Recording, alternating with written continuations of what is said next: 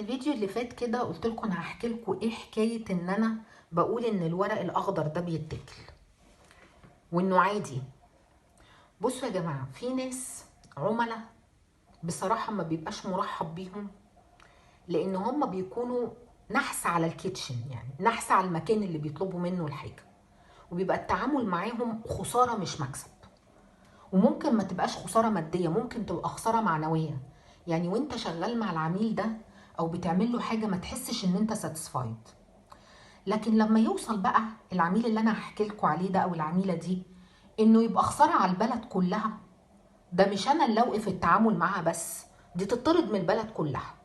يعني دي جزائها، والله انا لو ينفع ابلغ عنها يا جماعه، دي حد كائن، دي نمروضه ما يتقالش عليها غير كده، وجزائها تخرج بره البلد دي. حكايه العميله دي في عجاله كده كالتالي: كانت بتطلب الكرنب، الاستاذه مش عايزه الورق ده عايزه الابيض بس. تمام، انا ما عنديش مشكله، ممكن اعمل لها الورق الابيض ده، وخساره فيها الورق الاخضر ده لان هو احسن على فكره. بس بقى وهي بتقول لك الكلام ده تقوله لك ازاي؟ الاخضر ده انا برميه ما باكلوش، باخد الصوابع ارميها.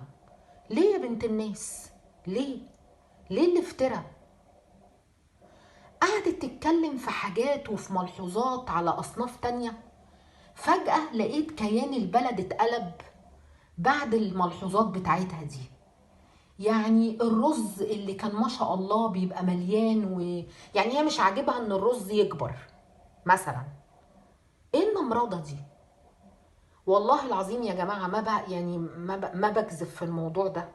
من بعد مكالمه العميله دي الرز سعره ارتفع. كنا بنجيبه ب 15 جنيه وب 16 وب 18، ويوم ما نجيب رز الضحى ب 21 جنيه نقول ده احنا من الاعيان وبنستخدم رز الضحى اللي ب 21 جنيه. حصلت أزمة بعدها في الرز، والرز بقى يعني 40 جنيه ما تعرفيش تشتري كيلو رز. الكرنب ده اللي هي بترميه الهانم اللي مش حاسة بالنعمة، الكرنباية بدل ما كنا بنجيبها ب10 جنيه ويقولوا لك ده انت لو نزلت مش عارف فين تجيبها ب5 جنيه، الكرنباية وصلت ان انا ممكن اجيبها ب50 جنيه كمان. بجد والله العظيم النمرضه وحشه. انا مش بقول لكم الكلام ده عشان دعايه عن الكيتشن، ولا بقول لكم عشان انا بعاني من ناس معينه. الحمد لله انا العملاء بتوعي 95% منهم و99% ناس محترمه جدا جدا ومقدرين التعب اللي بيحصل، وذوق جدا جدا، وناس كلاسي جدا جدا جدا، انا محظوظه بيهم. لكن انا بتكلم بوجه عام في بيوتكم، في اي حاجه بلاش نمرضه. ورق زي ايه ده اللي يترمي؟ بتاع ده إيه؟ ابيض ايه واحمر ايه واخضر ايه والكلام ده؟ لون الاكل فارق معاك في ايه؟ اهم حاجه يبقى الاكل مستوي وطعم وطعمه حلو، والاكل مستوي وجميل ومعمول بخلطه حلوه، هو ده اللي يهمك. ودي شطارتك بقى، انتي شطارتك في البيت تظبطي لاهل بيتك اكل حلو وطعم، مش تقولي اللون الاخضر بنرميه. ليه ترميه؟ مش عاجبك الرز اللي حجمه بيزيد، عايزه الرزايه تفضل بنفس الحجم؟ يا شيخ اتقي الله. ده الرز ده بقى حلم دلوقتي. ده الرز ده يعني في ناس من الغلب بقوا بيدوروا على بديل الرز. طب نعمل ايه؟ نعمل لسان عصفور بدل الرز عشان يرمي معانا؟ نكتر شعرية عشان خاطر مش عارف الرز يكفي؟ الشعرية ارخص من الرز. حرام عليكم يا جماعة. النمرضة دي هي الاساس على فكرة، هي اللي وصلت السبب، من طبعا مش كل الاسباب، بس هي سبب من اسباب الحاله الاقتصاديه والفقر وكل حاجه وحشه بنواجهها.